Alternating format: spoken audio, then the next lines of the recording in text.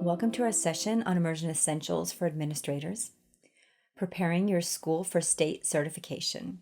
My name is Michelle Haj-Broussard from the University of Louisiana at Lafayette, and I'm here to lead you through some ways in which you can prepare your school or your district for site certification.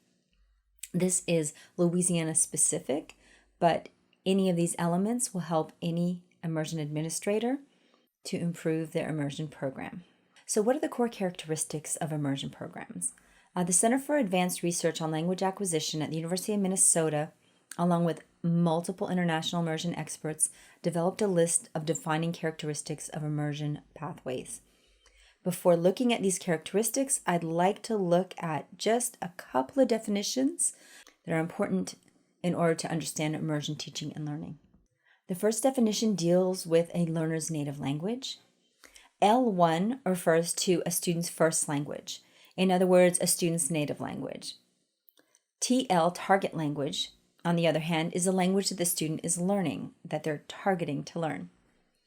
If the target language is their second language, we would call that an L2, the second language. For L3 would be their third language, etc., etc. So you get the idea. To avoid all of the numbers for this presentation, we're going to say TL for the target language and L1 for the first language. Finally, we have something called the LOT. The LOT is the language other than English. So in U.S. programs, the dominant language is English. So when we're talking about the partner language, we're talking about the LOT, the language other than English. We are going to call it the LOT in this presentation because when you're talking about a two-way immersion program, the first language and the target language of the students are going to differ. So we can't just say the target language is Spanish because our Spanish speakers already speak Spanish. That's their first language. So we're going to talk about Spanish as the LOT, the language other than English. So that will help to clarify some things for you, hopefully. The other thing we're going to talk about is dominant language and non-dominant language. So in the United States, English is the dominant language. The other languages, the LOTs, would be non-dominant languages such as French or Spanish or Mandarin. If you're talking about immersion in, say, Mexico, the dominant language is then going to be Spanish, and then the target language would be some other language than Spanish. So that's just to let you know that dominant and non-dominant are sort of context specific. So let's talk about some of the core characteristics of immersion. Immersion is additive bilingualism. So that means that you're trying to make sure that two languages are supported within the immersion context. That's a little bit different than, say, a sheltered English class where only English is added for the students. There's only one language supported through instruction.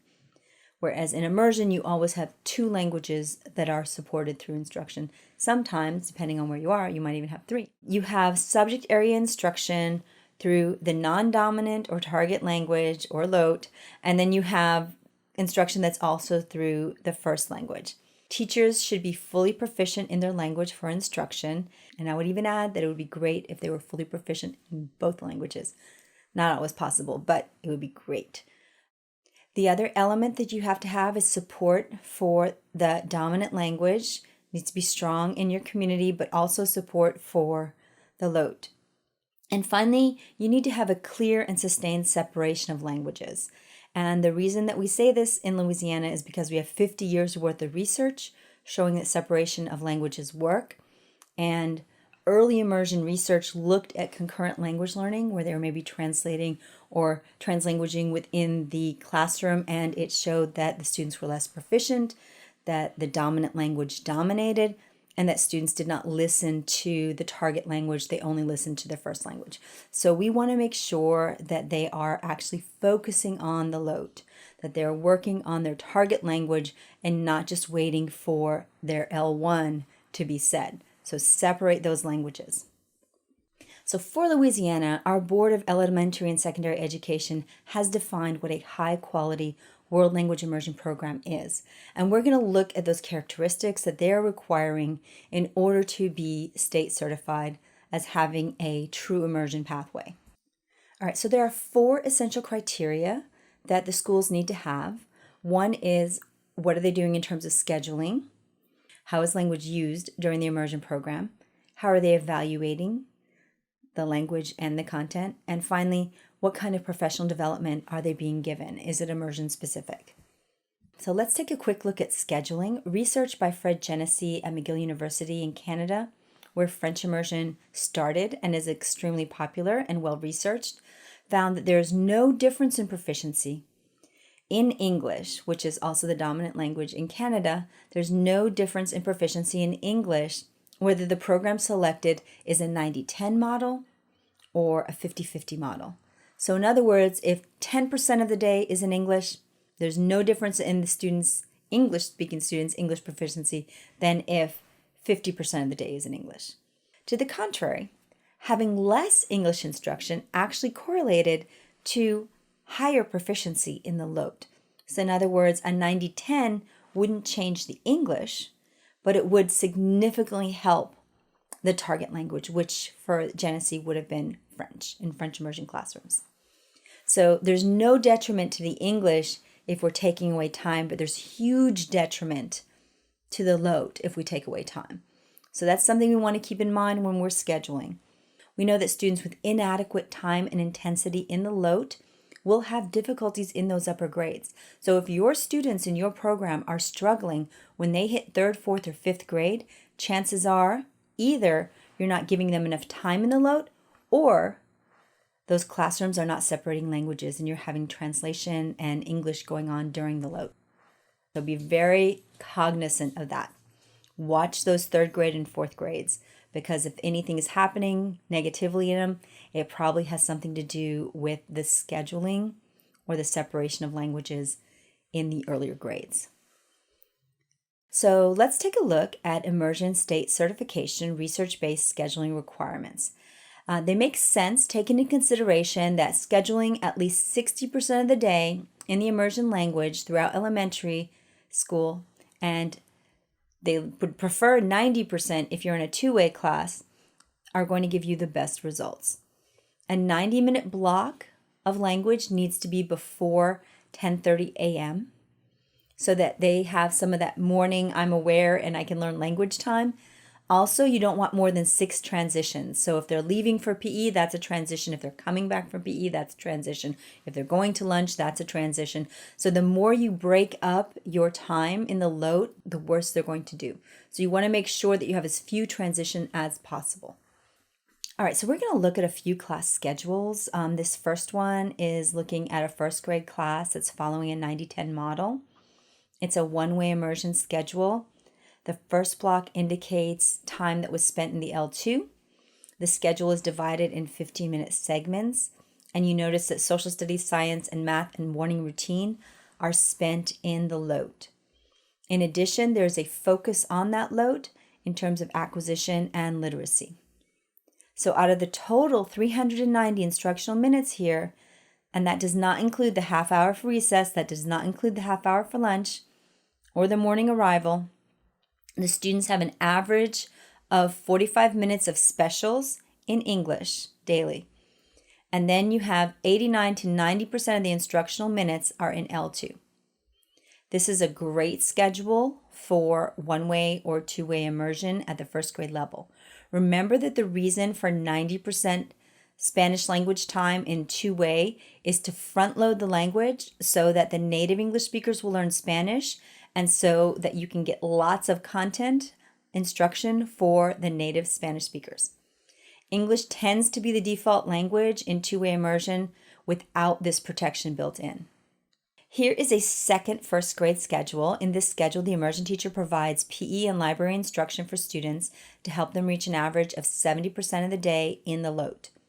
The only subject not taught in the load is 90 minutes of ELA 3 days a week and 130 minutes of ELA 2 days a week.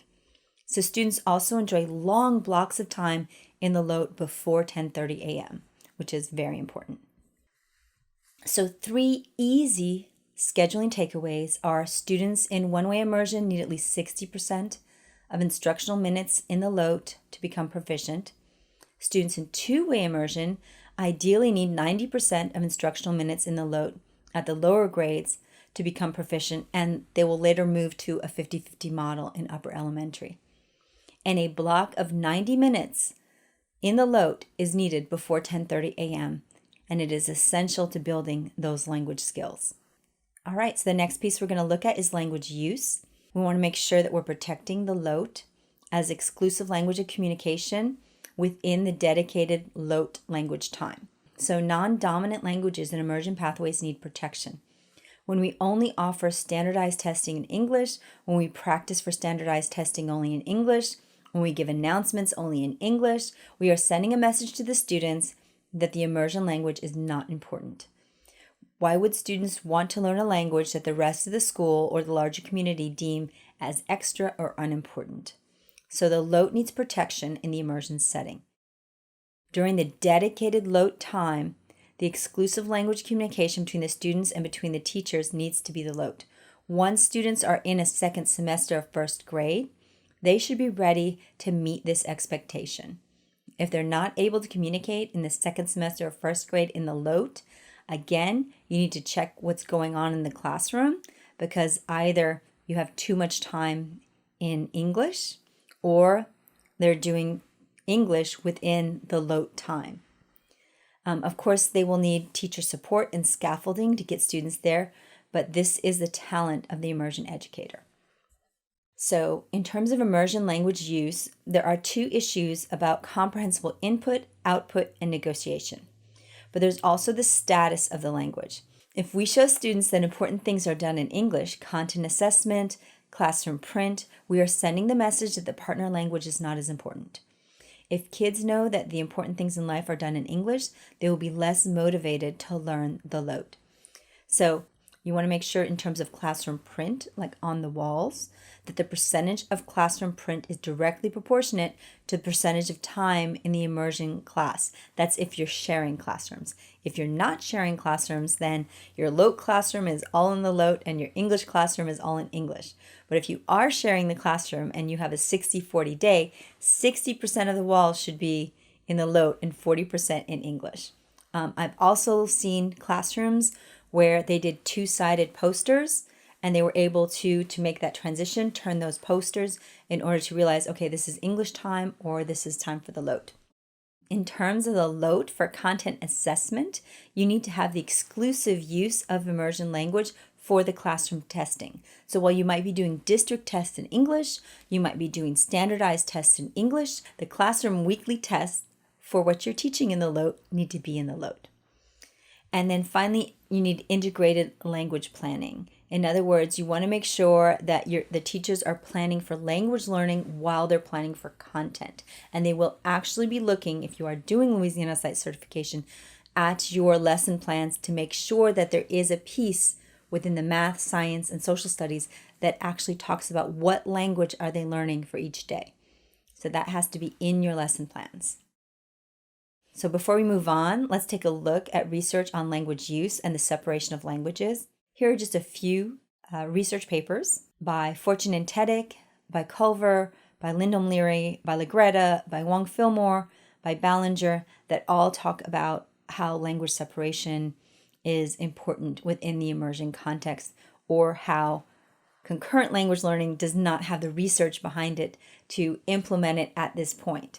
So we know that there's over 50 years of research on immersion. Immersion started in 1969 in McGill, and since that time it has been heavily studied, and language separation has been a key element, partially because of the earlier studies such as Culver, Legretta, and Wong Fillmore that found that immersion students don't pay attention to anything but their L1, that if the dominant language is in the classroom, it will take over. It will make a 50-50 program, 80-20, with only 20% of the language in the LOT.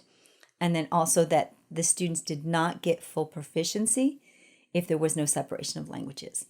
So at this point, we're keeping separation of languages until we see studies that show that concurrent language use is beneficial to students in terms of their academics and in terms of their language.